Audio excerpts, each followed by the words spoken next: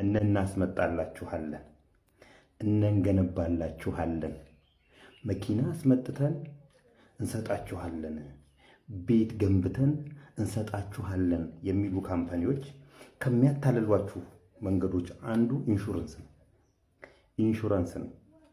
መኪናውን ካላስመጣውልህ እገሌ የሚባለው ቅብርጥሴ የሚባለው ኢንሹራንስ ካምፓኒ ይከፍልሃል። ስለዚህ አትስጋ። እኔ በቅብርጥሴ ዓመት ገንብቼ ካላስረከብኩ እንትና የሚባለው የኢንሹራንስ ካምፓኒ ብርህን ይመልስልሃል ከነወለዱ። ወገኖቼ እንደዚህ አይነት ኢንሹራንስ የለም። እኔ ድንገት ከሰረኩህ እንትና ይከሰጥሃል እኮ ነው በሌላ ቋንቋ።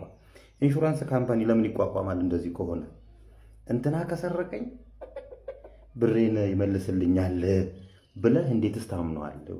እንደዚህ አይነት ኢንሹራንሶች የካሸርና የገንዘብ ያዥ ወይም ደግሞ ገንዘብ እጃቸው ላይ የሚንቀሳቀስ የሚገባ ኢንሹራንስ አለ። ፌንደሊቲ ጋራንቲ ነው። እነዚህ ሰዎች ስጋት አለባቸው። ሜቢ መንገድ ላይ ሲንቀሳቀሱ ወይ የሆነ ነገር እንትን ሲሉ ለሚደርስባቸው አደጋ የሚገባ ነው።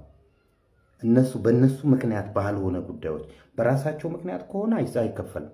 በእነሱ ጉዳይ ባልሆኑ ነገሮች ሰዎች ተደራጅተው ያን ነገር የምትን የሚውሏቸው ስለሆነ ዶሮ ጮህ እውነት ነው ማለት ነው የሚሰጥ ነው እንጂ አንድ ሰው እኔ ካልሰጠውህ እበሌ የሚባል ኢንሹራንስ ካምፓኒ ይሰጥሃል የሚባል የኢንሹራንስ አይነት የለም። አሁን በቅርብ ስሙን ማልጠራላችሁ ካምፓኒ ኢንሹራንስ ገብቼላችኋለሁ፣ ቤት ገንብቼ ካልሰጧችሁ ይመልስላችኋል የሚል ነበር ጋራንቲው።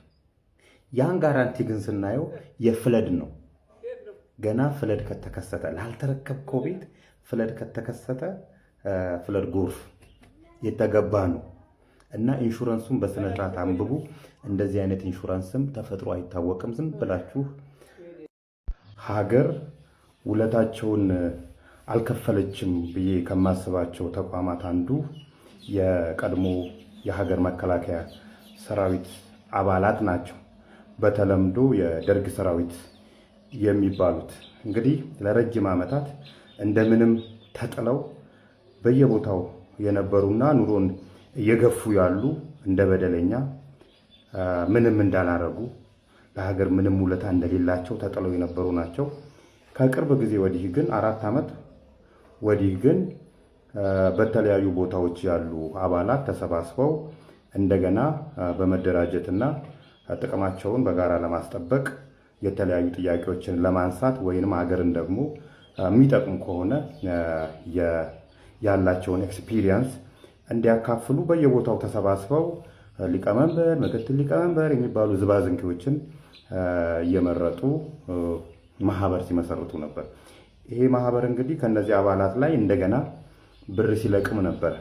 ብር ለቅሞ ለተለያዩ አስተዳደራዊ ወጪዎች እንዲሆናቸው ማህበራቸው እንዲጠናከር ብር ሲለቅሙ ነበር። ብሩን ከለቀሙ በኋላ ግን የት እንደገቡ ስምጥ ይግቡ ጥልቅ ይግቡ እስካሁን የሚታወቅ ነገር የለምና እናንተም ካላችሁ አቤት በሉ። የተጎዱት ይበቃችኋል። ሁለተኛ ጊዜ እንደዚህ ደግሞ በብር ደግሞ የመዋጮ ብላችሁ የሰበሰባችሁ አባላት ካላችሁ አቤት በሉና ማህበሩ የደረሰበትን ሁኔታ አሳውቁ።